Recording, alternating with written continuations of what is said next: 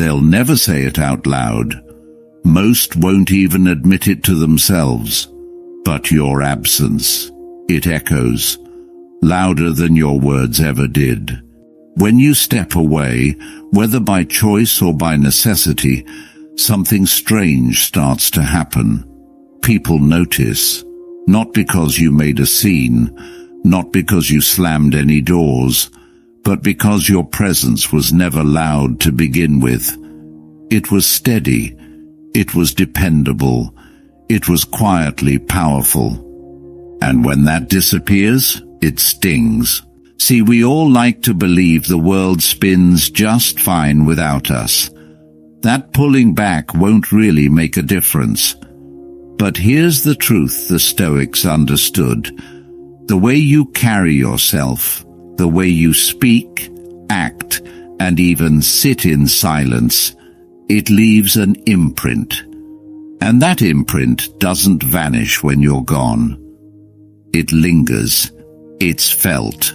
Not everyone will acknowledge it. Some will pretend they don't care. Others will distract themselves to avoid feeling it.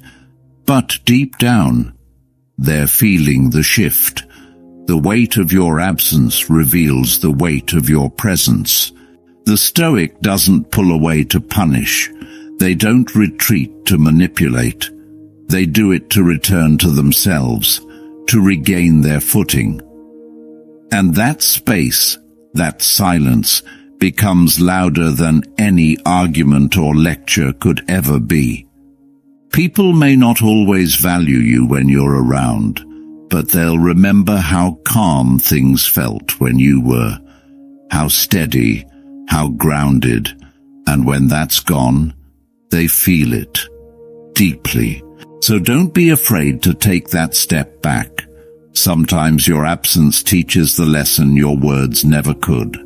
There's a moment, sometimes days, sometimes weeks in, when someone will catch themselves thinking about you.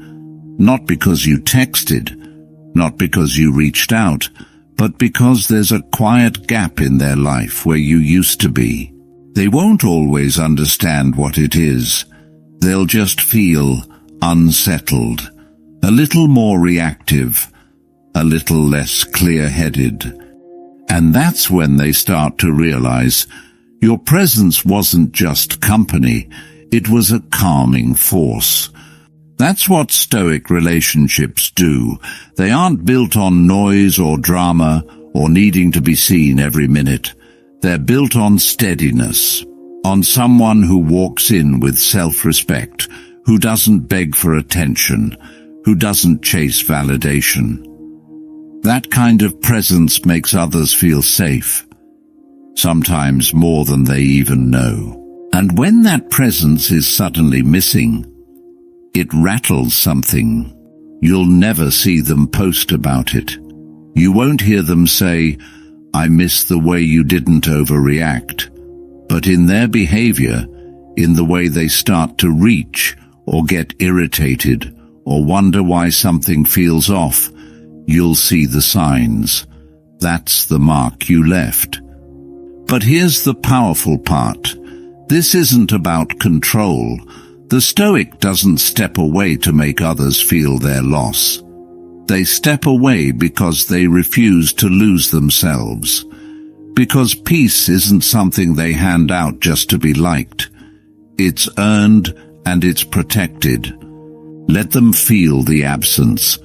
Let it teach what your presence provided. Let them come to their own understanding without your interference. Because if your silence can shake them, imagine what your return could do. And here's the twist most people never expect. The real shift doesn't happen during your absence. It happens after, when you return.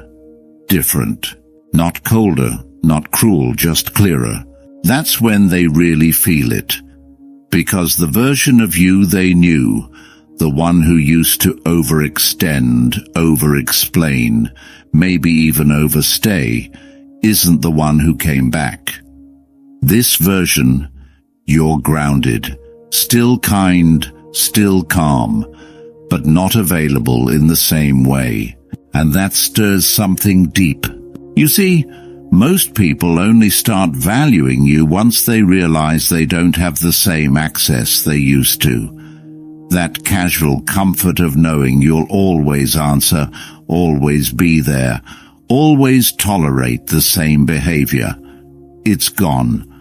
Not out of spite, but out of growth. The Stoics knew this well. Marcus Aurelius wrote about withdrawing into yourself, not to escape the world, but to return better to it, stronger, more whole. That's what your absence gave you, clarity. And that clarity shows up in how you now move. You're no longer quick to respond just to keep the peace. You no longer bend to avoid discomfort. You let people feel what they need to feel without trying to fix it for them. And that's when they realize the cost of what they once took for granted. That peace they thought came easy actually came from you. Don't shrink yourself again just to make others more comfortable. Let them rise to meet the newer version of you, or let them drift. Either way, your path stays steady. In the end, your absence isn't about making a statement to them. It's about making peace with yourself. It's about stepping away from noise, from obligation, from the silent pressure to constantly prove your worth. Because you don't need to prove it. You are it. The Stoic walks away not to be chased, but to breathe, not to be missed, but to realign. And if your absence shakes something in others, let it. If it opens their eyes, so be it. If it doesn't, that's fine too. What matters is that you return to yourself, that you stop begging to be seen and start standing in your own presence, quietly, powerfully. People will feel the shift. Some will respect it. Others won't know how to handle it. But what's unshakable is this. You've grown. You've realized that your peace is not a gift you throw around. It's a boundary, a standard, a reflection of your self-worth. So if you've pulled back or you're thinking about it, know this, you're not being selfish. You're being sovereign. That's the difference. Let them feel your absence, not out of bitterness, but as a reminder of how deeply your presence once anchored them. And if they never see it, you still win, because you saw it for yourself. Keep walking steady, and when in doubt, remember this. You are not required to set yourself on fire just to keep others warm. Your peace is enough. Your presence is power, and sometimes your absence is the loudest truth of all.